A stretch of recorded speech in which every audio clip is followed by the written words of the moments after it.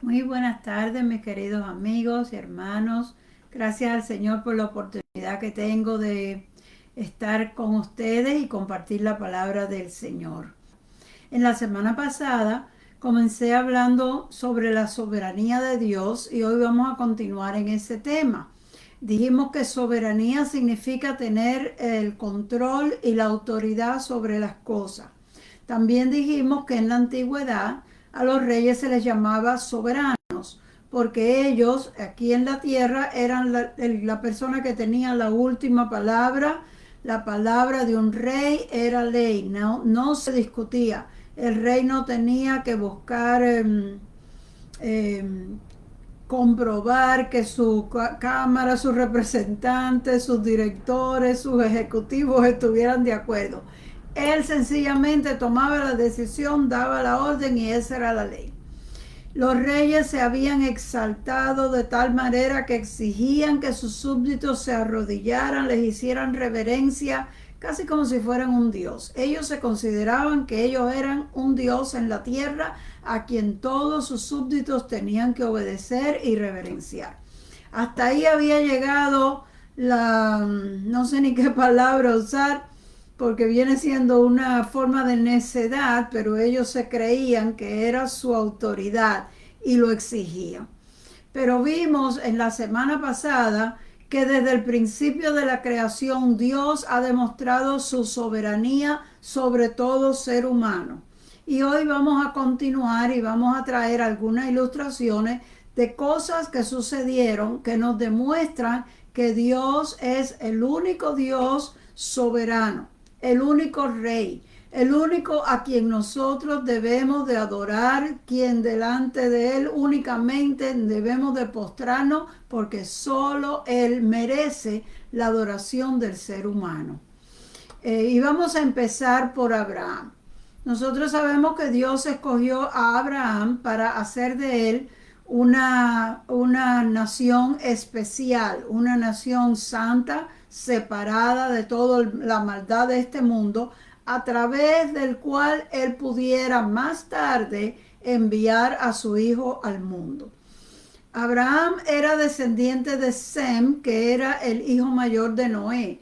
La semana pasada estábamos hablando de las primeras historias de la Biblia y cómo Dios mostró su autoridad. Y Noé fue aquel hombre cuando Dios vio que todos los habitantes de la tierra se habían corrompido. Noé era el único que mantenía el temor de Dios. Y él y su familia servían a Dios y vivían separados de la maldad y del pecado de aquella época.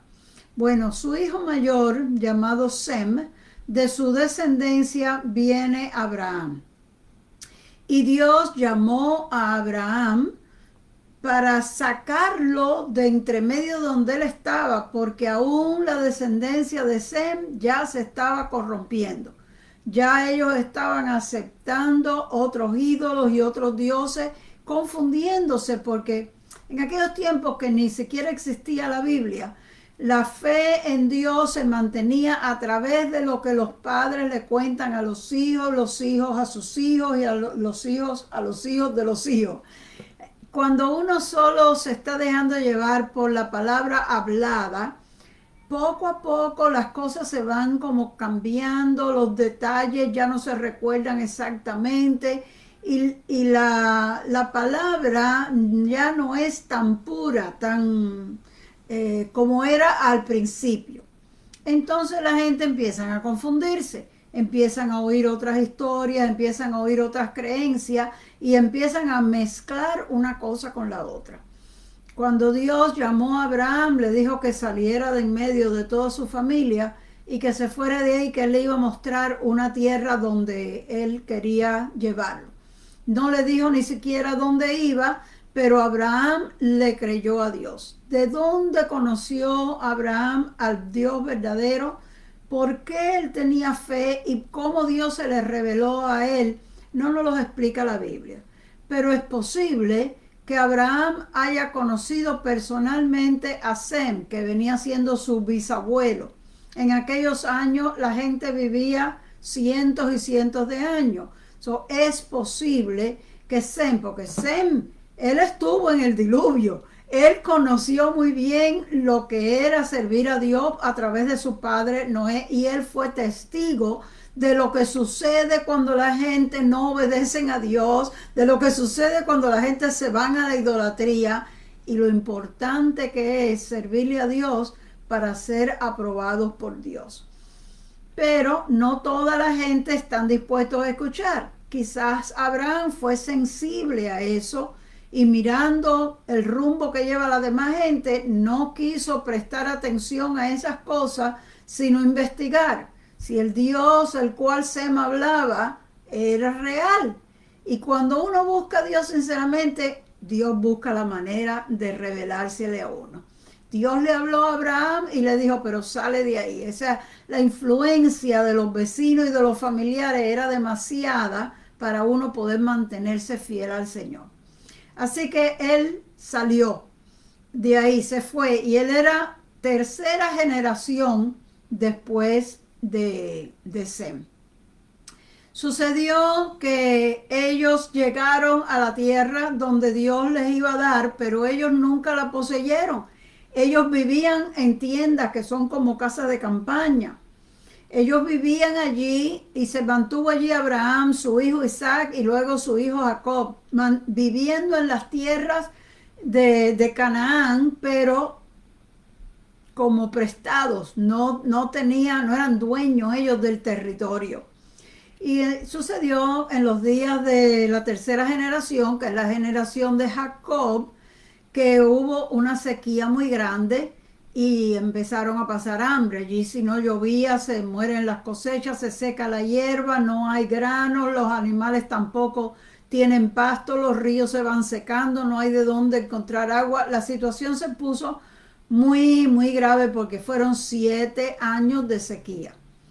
Pero se enteraron de que en Egipto había granos y descendieron los hijos de Jacob a buscar granos solo para comprar. Pero al estar allí se encontraron con su hermano José, al cual ellos habían vendido. Y aunque ellos al primer viaje no los reconocieron, José sí los reconoció a ellos. Y a través de ese encuentro ellos tuvieron que regresar y ahí hubo una historia que no quiero entrar en ella, pero José los invitó a que se mudaran para Egipto. Jacob no quería irse para Egipto porque su padre Isaac en una ocasión parecida de sequía había pensado en irse a Egipto y Dios le había dicho que no fuera. Así que cuando los hermanos de José vinieron y le dijeron que había suficiente grano y que su hijo José estaba allí, quería que él fuera para allá, él todavía estaba en duda si él debía de hacerlo o no. Eso muestra que Jacob era temeroso de Dios y no se estaba dejando llevar por impulsos, sino trataba de hacer la voluntad de Dios. Eso es lo que Dios busca en el ser humano. Pero con todo y eso, Dios le habló a Jacob y le dijo que no tuviera temor y que descendiera a Egipto y que todo estaba bien. En otras palabras, no hay ningún problema, vete para allá. Y ellos se fueron para Egipto con la bendición de Dios. No se fueron por su cuenta, por la desesperación o buscando las cosas materiales. Dios les dijo que fueran. Pero ya Dios le había dicho a Abraham, y Abraham ya ustedes ven que Jacob es tercera generación. Abraham era el bisabuelo de Jacob. Y Dios le había dicho a Abraham que el pueblo de ellos, sus descendientes, iban a morar en tierra ajena y que estarían allí por largo tiempo, serían esclavos y oprimidos por 400 años. Pero terminó diciéndole Dios a Abraham, mas también a la nación a la cual ellos servirán, yo los juzgaré. Y después de todo eso saldrán con gran riqueza. Eso se encuentra en Génesis capítulo 15, Dios hablándole a Abraham. Ya Dios le había dicho que iban a morar en tierra ajena, o sea que se iban a ir de esa tierra que Dios les había dado. Que los otros habitantes los iban a esclavizar, los iban a maltratar y que vivirían allí 400 años. Eso no quiere decir que eso era lo que Dios quería que pasara.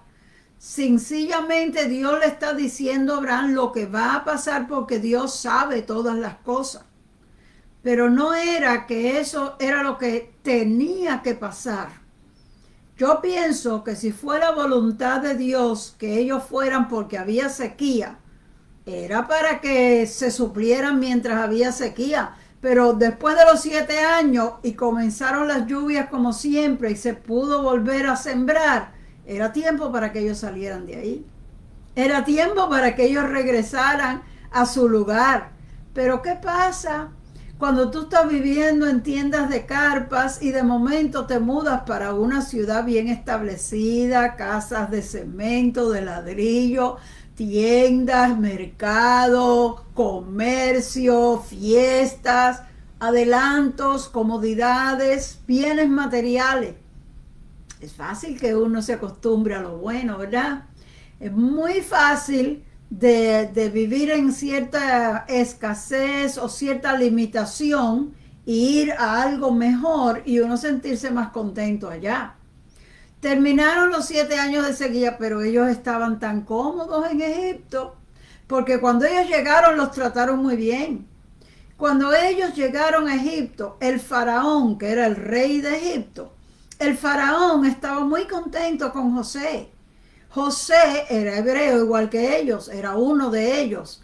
Pero Dios lo había usado para revelarle al faraón ese misterio de que venía una sequía y darle un consejo de qué él podía hacer para que no pasaran hambre. Y cuando el faraón vio la sabiduría de José, lo puso de gobernador en Egipto. A ver, ¿dónde se ha visto cosa semejante que un extranjero que llega como esclavo lo hagan llegar a ser gobernador? Eso suena como un disparate, pero Dios lo permitió, porque Dios estaba en el asunto para salvarle la vida a Jacob y toda su familia, porque era la familia escogida por Dios para traer a través de ellos al Mesías. Pienso yo que al terminar los 7 años era tiempo que ellos se despidieran y regresaran a Canaán. Pero como decidieron quedarse porque todo iba bien, porque nosotros nos dejamos llevar por lo que vemos. Entonces ellos vieron, pues aquí nos va bien. Desde que hemos llegado para acá, tenemos abundancia, vivimos tranquilos, nos tratan como príncipes. ¿Para qué nos vamos a ir? Pero pasaron los años. Se murió Jacob primero porque Jacob estaba viejo. Pero llegó el tiempo en que se murió José también. Se murió el faraón bueno, se murió.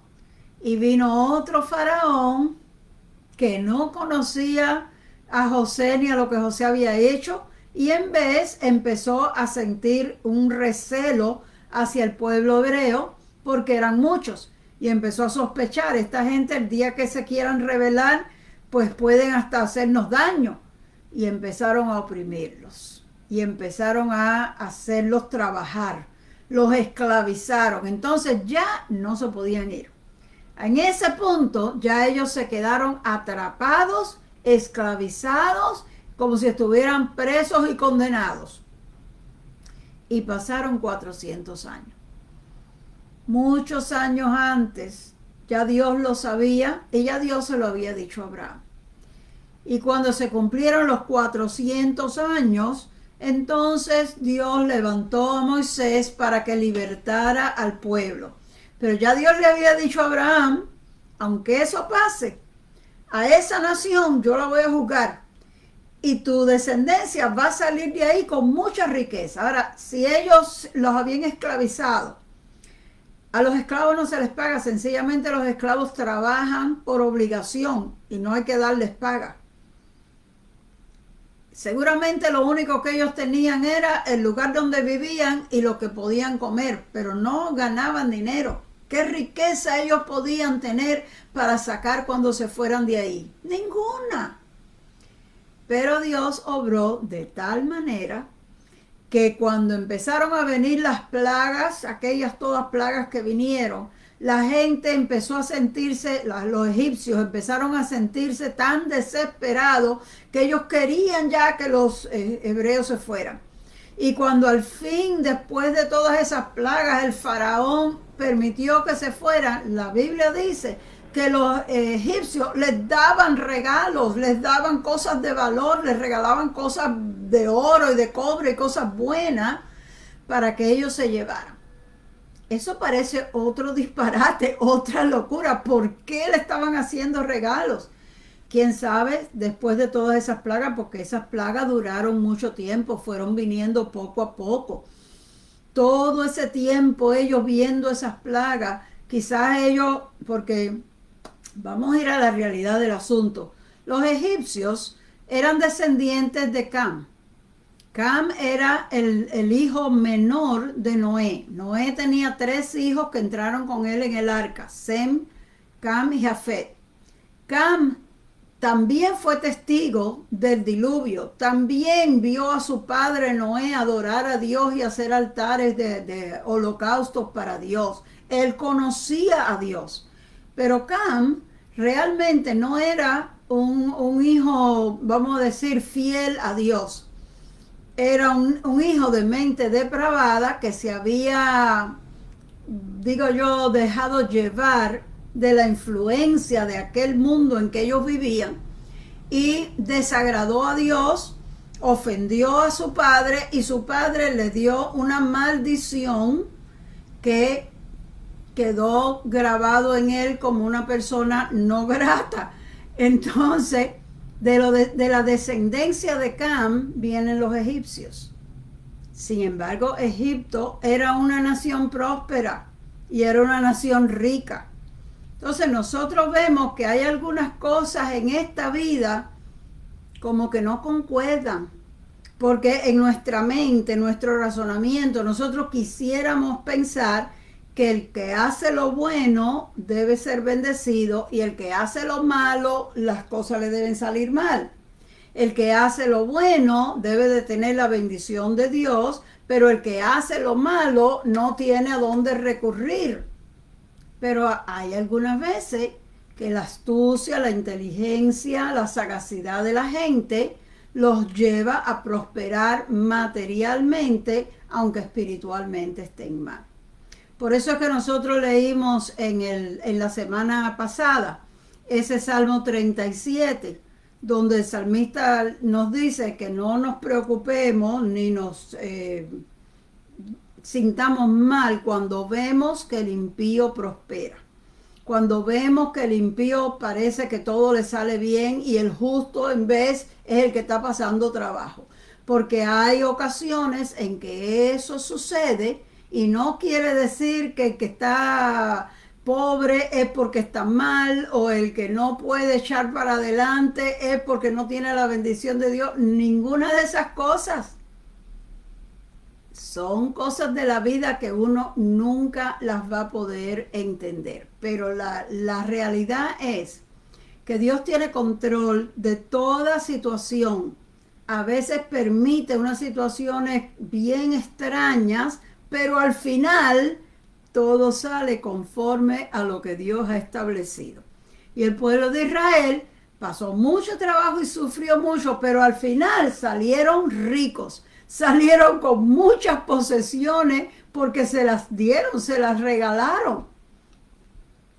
Entonces, cuando Dios le habló a Moisés, Dios le dijo que lo iba a enviar para que sacara a su pueblo, pero para poderlo sacar el faraón tenía que autorizar eso.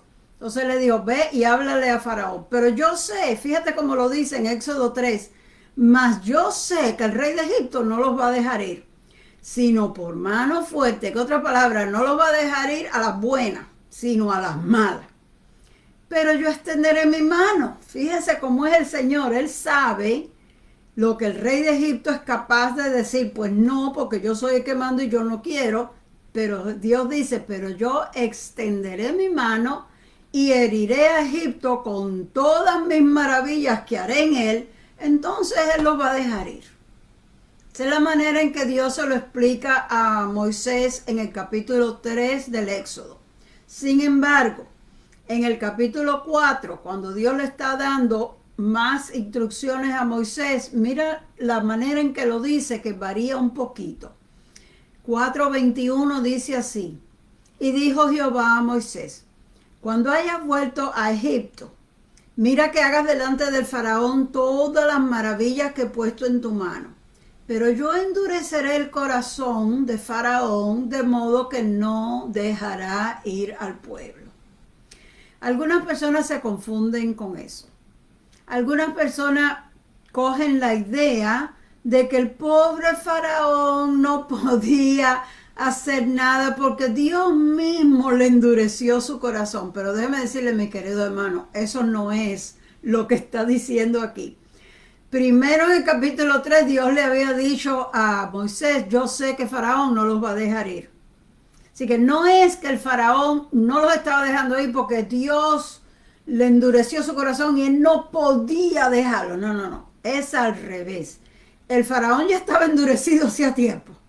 Y el faraón no los iba a dejar ir. Pero Dios se iba a aprovechar de ese endurecimiento para mostrar su gloria delante de todo el pueblo de los egipcios. Cada persona tiene libertad de tomar sus decisiones. La Biblia nos enseña a nosotros que Dios nos ha dado lo que se llama libre albedrío, que es libertad de expresar y de hacer nuestra voluntad. Dios no nos obliga. Dios no quiere que nosotros le sirvamos porque no nos queda otro remedio. Él no nos hace, nos obliga a que tenemos que hacer las cosas como Él las manda. Dios nos habla, Dios nos advierte, Dios nos amonesta, pero al final Él deja que cada uno tome la decisión. Los que deciden obedecerle son recompensados y los que quieren ser cabezones al final también serán recompensados con el castigo que merecen.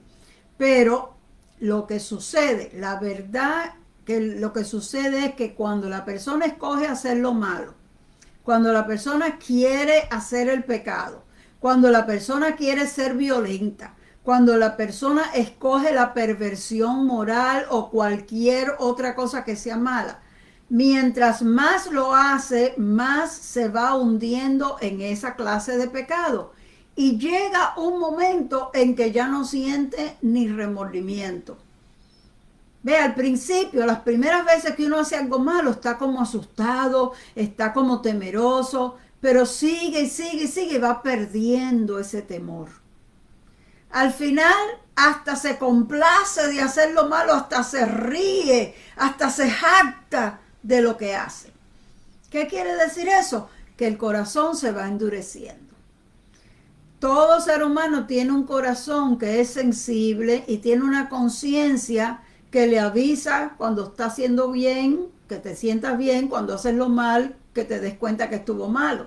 Pero si tú no quieres hacerle caso a la conciencia, que es algo que Dios naturalmente ha puesto en el ser humano, y queremos porque nos gusta lo malo, entonces nos vamos acostumbrando y eso es lo que va formando el endurecimiento del corazón al grado que al final ya no nos importa.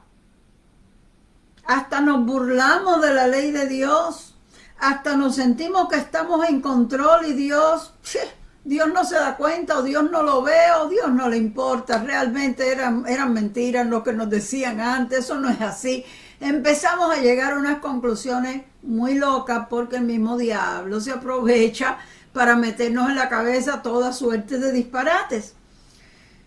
Pero la realidad es que Dios ve nuestra actitud y nos deja quietos, se retira. Y ese es el caso de lo que Dios estaba haciendo con el faraón. El faraón se había endurecido. Al principio él empezó a maltratar a los israelitas, los empezó a hacer trabajar, a hacerlos esclavos para que no se les rebelaran. Pero mientras más tiempo pasaba, va perdiendo toda sensitividad, todo respeto por el ser humano, como que ya los esclavos no tienen derecho, no sirven para nada, tienen, nada más que entienden a golpes, no tienen, los trata como animales. ¿Por qué? Porque cada vez su corazón se va endureciendo más y más y más. Entonces Dios sabía que el corazón del faraón estaba bien endurecido y él va a aprovechar esa dureza del corazón de faraón para sacar algún beneficio, porque la Biblia dice que todas las cosas obran para bien. No que todas las cosas sean buenas, sino que de lo malo Dios va a sacar algún bien o algún beneficio. Las peores cosas que pasan en este mundo, Dios las puede utilizar para sacar de ahí algún provecho. Fíjese que en el Génesis 6, capítulo 4, Dios dice, no contenderá mi espíritu con el hombre para siempre. ¿Ve? Este es un verso que nos ayuda a entender que Dios te redarguye a través del espíritu, trata de encaminarte, trata de hablarte, pero si la persona sigue ahí endurecida, Dios lo deja, dice ok, no quieres oír, sigue tu camino, pero te vas a tener a las consecuencias. Dios es bueno, mi querido hermano, pero todo tiene su límite. Cuando el hombre persiste en pecar, Dios se aleja de él. ¿Se recuerdan el verso en cuanto al rey Saúl que dice, y el espíritu de Dios se apartó de Saúl y un espíritu malo lo atormentaba? Nosotros sabemos que Dios no manda espíritus malos, pero Dios le permite. Cuando Dios se aleja, los espíritus malos tienen la oportunidad, porque la Biblia dice que Dios tiene cercado. El mismo demonio le dijo a Dios hablándole de Job, pero tú no lo has cercado para que no le pase nada malo. Sí, Dios rodea de su favor a los justos, pero cuando la persona peca y no quiere entender su error, Dios se aleja, el Espíritu de Dios se aleja, entonces los espíritus malos pueden meterse y pueden destruir a la persona. Ese es el caso con Saúl. Dios no le mandó el mal, Dios sencillamente retiró su espíritu de él y el mal vino. El asunto es que Dios es soberano. Dios tiene la última palabra y hasta los mismos demonios tienen que pedirle permiso a Dios si quieren hacer algo. Y con relación a los reyes de la tierra, la Biblia dice que el corazón de los reyes está en la mano de Dios. Hay un proverbio 21:1 que dice así, como los repartimientos de las aguas, así está el corazón del rey en la mano de Jehová, y a todo lo que quiere lo inclina. Entonces nosotros podemos decir, pero ¿cómo va a ser eso? En este mundo hay un montón de reyes, en aquellos tiempos todos eran reyes, ahora son gobernadores, son presidentes de las repúblicas, tienen otros títulos, pero entendemos que todo es lo mismo, los reyes de la tierra, los gobernadores de este siglo. Todos ellos, la mayoría no le sirven al Señor, la mayoría no conocen bien a Dios. ¿Cómo dice la Biblia que el corazón de los reyes, hablando de todos, está en su mano? Quiere decir que Dios es soberano sobre todos los reyes de todas las naciones. No que continuamente Dios está usándolos a ellos, pero si los quiere usar, los puede usar. Cuando los necesita para algo, Él los usa y esos reyes a veces ni cuenta se dan que Dios los está usando. Por ejemplo, vamos a hablar de el César de Roma. En aquel tiempo él era el más grande que existía. El César de Roma de momento se le ocurre que tiene que hacer un empadronamiento. Un empadronamiento es un censo de todos los habitantes. De momento él se le ocurre que él quiere saber cuántos habitantes hay en las provincias que él gobierna. Y se le ocurre a él que no se pueden registrar en cualquier sitio. Cada uno tiene que ir a la ciudad de donde son originarios sus padres, sus antecesores. Él se creyó que él se le ocurrió la gran idea. Pero todo eso era para obligar a José y a María a ir a Belén, porque Jesús tenía que nacer en Belén y ellos estaban viviendo en otra ciudad, en Nazaret. Y como estaba escrito que el niño iba a nacer en Belén de Judea, así estaba escrito por los profetas, Dios le puso en la mente del César, tienes que hacer esta ley para que esto suceda, pero no le dijo para qué era, le dijo solamente, haz esta ley. Y el César de Roma hizo la ley y él no sabía que él estaba cumpliendo los planes y los propósitos de Dios. ¿No es nuestro Dios Rey soberano sobre todas las naciones? Bueno, eso mismo pasó con el rey Ciro, el emperador Ciro, que era entonces el rey de Medo-Persia y estaba dominando todas las naciones del mundo.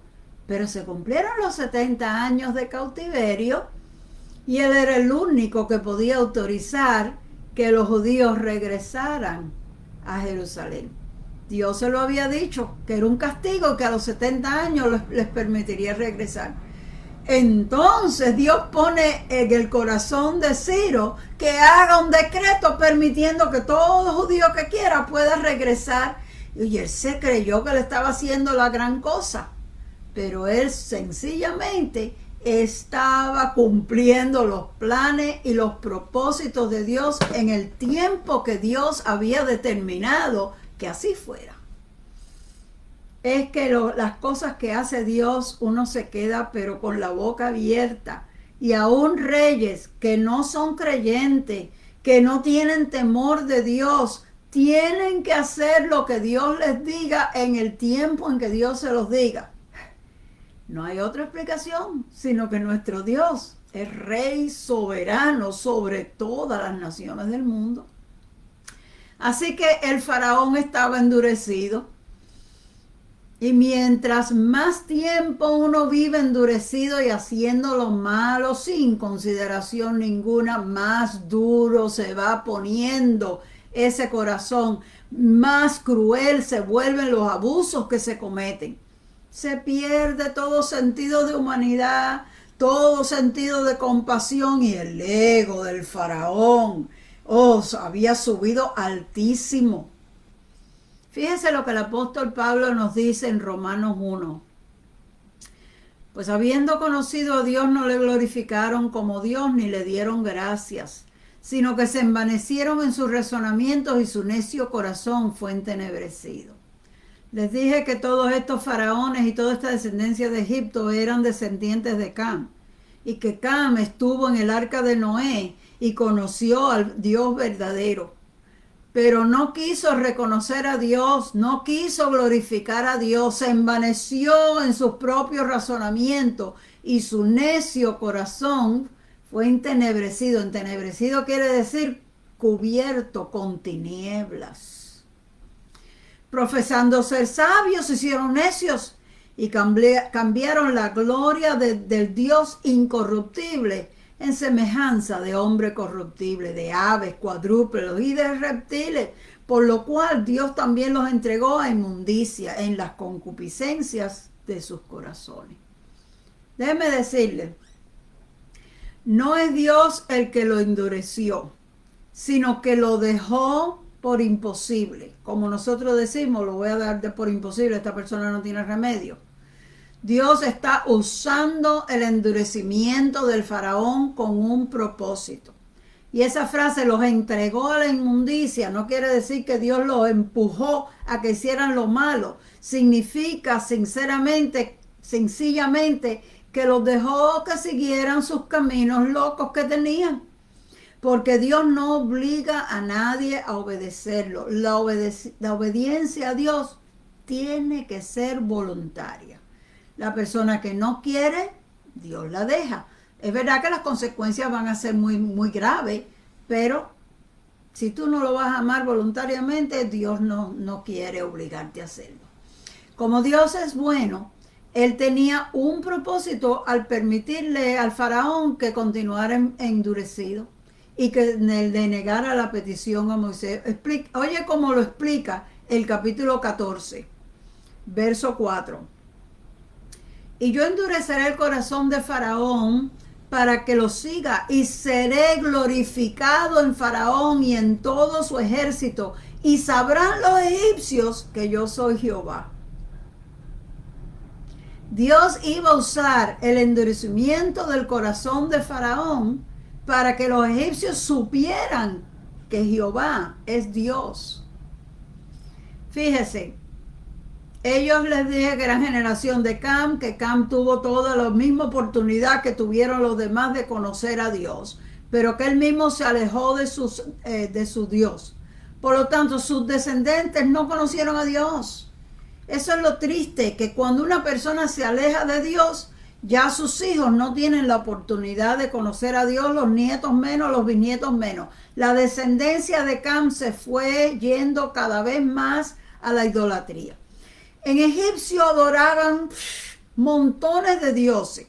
Casi que cualquier cosa podía ser un dios. Ellos adoraban el sol, porque el sol es el que le da vida a toda la tierra y nos alumbra. Ellos adoraban el río Nilo, porque el río Nilo fertiliza las tierras y a través del río Nilo es que la tierra recobra vida. Ellos adoraban el aire, ellos adoraban hasta animales, mis queridos hermanos. Tenían una diosa que tenía una cabeza de rana.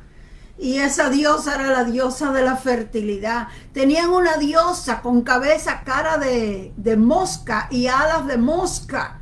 Porque las moscas, decían ellos, que eran los que le iban a, ¿cómo se dice?, lograr la victoria sobre los enemigos. No, una cantidad de locuras. Ellos le tenían veneración y adoración al aire.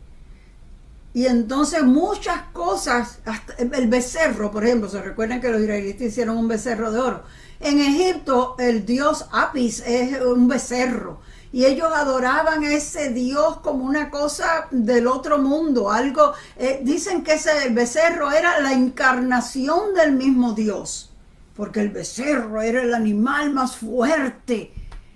Ay, Dios santo, tanta ignorancia que uno dice, ¿qué es esto? Entonces el mismo faraón, cuando Moisés fue a hablar con él, le dijo, ¿quién es Jehová para que yo oiga la voz?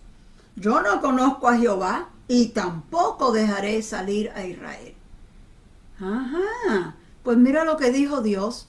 Sabrán los egipcios que yo soy Jehová cuando extienda mi mano sobre Egipto y los saque de Israel de en medio de ellos. Así que el faraón dijo, yo no los voy a dejar salir. Y Dios dijo, yo los voy a sacar. Él dijo, yo no sé quién es Dios. Y Dios dice, ellos van a saber que yo existo cuando vean lo que yo voy a hacer. Así que el principal propósito de las plagas no era precisamente castigar al pueblo egipcio, era que el pueblo conociera al único Dios verdadero. ¿Y quién es el que tiene la última palabra? Porque el faraón estaba hablando como si él fuera el soberano allí, pero Dios quería que todo el pueblo supiera. Fíjese lo que dice Pablo en Romanos 8:17. Porque la Escritura dice a Faraón, para esto mismo te he levantado, para mostrar en ti mi poder y para que mi nombre sea anunciado por toda la tierra. Así que fíjense, mis queridos hermanos, Dios está enviando plagas para sacar al pueblo de Israel. Aparentemente nosotros solo lo vemos protegiendo y cuidando a Israel, y en vez lo vemos que está castigando a Egipto. Pero aquí en estos versos nosotros vemos un propósito todavía más alto. No es solamente castigar a Egipto para que Israel salga, es que Dios quiere que los habitantes de Egipto, no solo el faraón, toda la nación de Egipto, sepa que hay un Dios en los cielos que es soberano. Y sepan que hay un Dios que es mucho más poderoso que los diosesitos esos que ellos tenían, porque cada una de esas 10 plagas estaba derrotando a uno de los dioses de ellos. Cada una de esas plagas les estaba dando a entender a ellos que por más que ellos les rogaran a ese Dios, no podían evitar esa plaga. En otras palabras, Dios Jehová de los ejércitos es más poderoso que cada uno de todos estos dioses que nosotros estábamos adorando. Es una batalla entre Dios y los dioses de Egipto, donde los habitantes iban a tener que reconocer que el Dios de Israel era mayor que todos los dioses que ellos adoraban. Cada una de esas plagas era un reto a uno de los dioses. Y la nación entera vio eso. No solo que venían plagas, sino que las plagas les venían a ellos y no le caían a los israelitas. Entonces ellos están ahí en la ciudad, los israelitas tienen un área que se les dejó a ellos para vivir, Gosén. Bueno, pues las plagas caían acá, pero en Gosén no pasaba nada. en la plaga de las tinieblas, todo Egipto estaba en oscuridad, pero en Gosén había luz. Todas las placas, cada una de ellas le caía solamente a los egipcios. Ellos están observando eso. ¿Qué más evidencia podían tener? Realmente Dios se estaba manifestando para darse a conocer a toda la nación, porque Dios ama a toda la humanidad. Dios es el creador de todos. Las plagas sí eran un castigo, pero al mismo tiempo eran una revelación visible del poder de Dios sobre todos los demás dioses. Lamentablemente, el faraón, después de la última plaga y que al fin les dijo, ok, váyanse, cambió de idea y se les tiró atrás a ver si los podía hacer regresar. Y los israelitas ya iban adelantados un par de días de camino y iban tan contentos cuando de momento oyen el ruido del ejército y los caballos del faraón y se asustan porque ven que el ejército del faraón los está persiguiendo. ¿Y qué hace Dios? Están atrapados. Delante de ellos el mar y detrás el ejército, no tienen para dónde ir. Y Dios abre el mar. Les abre camino para que ellos se escapen. El abrirse el mar era una demostración tremenda de la soberanía de Dios. Sobre toda fuerza, sobre todo ejército, sobre todo poder y sobre toda autoridad humana. Porque ahora Dios hasta cambió el curso de la naturaleza, haciendo que el mar se abra para darle salida a su pueblo. Queridos hermanos, no nos podemos dejar confundir por las cosas que pasan en este mundo, porque vivimos en un mundo que está controlado por violencia y por la maldad, porque la mayoría de la humanidad no conoce a Dios. Todo el mal que hay en este mundo es el resultado de las malas decisiones de los hombres que están en los gobiernos. Y las consecuencias de eso caen sobre las próximas generaciones. Les toca cosechar los resultados de las malas decisiones de sus antepasados. Pero por encima de todo gobierno y de toda nación está el Dios que hizo los cielos y la tierra. Y ni una hoja de un árbol cae al suelo sin el consentimiento de Dios. Porque bien claro nos dice la Biblia, de Jehová es la tierra, su plenitud, el mundo y los que en él habitan. Que la tierra Dios la hizo, el mundo le pertenece a Dios, pero nosotros también, los que habitamos ahí, por derecho de creación, todos le pertenecemos a Dios. De manera que cuando veamos que pasan cosas malas que no debían de pasar, pero pasan, hagamos como hicieron los discípulos que fueron arrestados, fueron azotados, fueron amenazados como si ellos tuvieran el derecho de abusar de ellos, pero no los lograron confundir. Cuando ellos regresaron, cuando al fin los tuvieron que soltar y ellos se juntaron con sus demás compañeros discípulos, oraron diciendo, soberano Dios, tú eres el Dios que hiciste el cielo y la tierra, el mar y todo lo que en ellos hay. Tú eres el único a quien obedecemos y nos sometemos. Ayúdanos a continuar haciendo tu voluntad y danos valor para hacerlo bien. Nosotros necesitamos aprender de los discípulos. Y en toda situación contraria que nos encontremos, reconocer que no importa lo que esté pasando, Dios es soberano. Y al final se va a demostrar quién es el que manda y quién es el que tiene la última palabra. Aunque nosotros no podamos entender por qué pasan las cosas, tenemos que seguir confiando en Dios, porque sabemos que Dios es bueno y que Él es nuestro pronto auxilio en las tribulaciones. No estamos solos, mis queridos hermanos, no estamos desamparados. Tenemos un Dios que es soberano, cuyo reino es eterno y cuyo poder no tiene límites. Así que vamos a seguir confiando y esperando en su bondad y en su misericordia. Porque todavía en el día de hoy Dios tiene control de todo lo que pasa en el mundo. Y esto puede ser difícil de entender. ¿Por qué hay tanta maldad, tanta injusticia, tanta violencia, tantas cosas que no debieran de suceder, pero suceden? Sin embargo, tenemos que entender que por encima de todas las cosas, Dios sigue siendo soberano.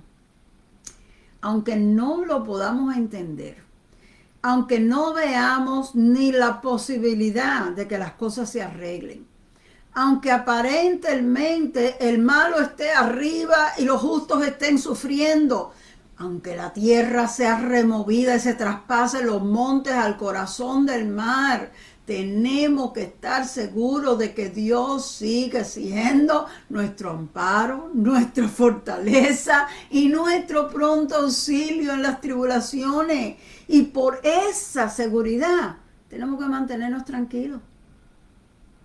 Dice la palabra, estad quietos y conoced que Jehová es Dios. En otras palabras, que Dios sigue siendo soberano, que Él sigue siendo el creador y el sustentador de todas las cosas. Dios está en medio de ella, dice el Salmo, no será conmovida, Dios la ayudará al clarear la mañana. Viene un día, mi querido hermano, en que Dios va a cambiar todas las cosas. Viene un día en que Dios va a establecer su justicia en la tierra. Viene un día en que se acabará el abuso, la violencia y la maldad. Fíjese que los israelitas pasaron 400 años en Egipto, sufriendo abuso, viviendo como esclavos. Pero Dios los sacó de allí con riquezas. ¿Cómo fue eso? Los egipcios después de aquellas plagas estaban tan desesperados que les regalaban cosas de valor. A lo mejor estaban buscando hallar gracia delante del Dios de Israel para que no lo siguiera castigando. ¿Quién sabe lo que estaba pasando por las mentes de ellos? Pero era que Dios no los iba a sacar en pobreza, como unos esclavos sin recursos para enfrentar la vida. Dios los quería sacar de allí bendecido. Un pueblo que aunque estemos atribulados en todo, mas no angustiados, en apuros, mas no desesperados, perseguidos, mas no desamparados, derribados, pero no destruidos, llevando en el cuerpo siempre y por todas partes la muerte de Jesús, para que también la vida de Jesús se manifieste en nuestros cuerpos mortales. Sí, mi querido hermano, viene un día en que saldremos de todas nuestras angustias.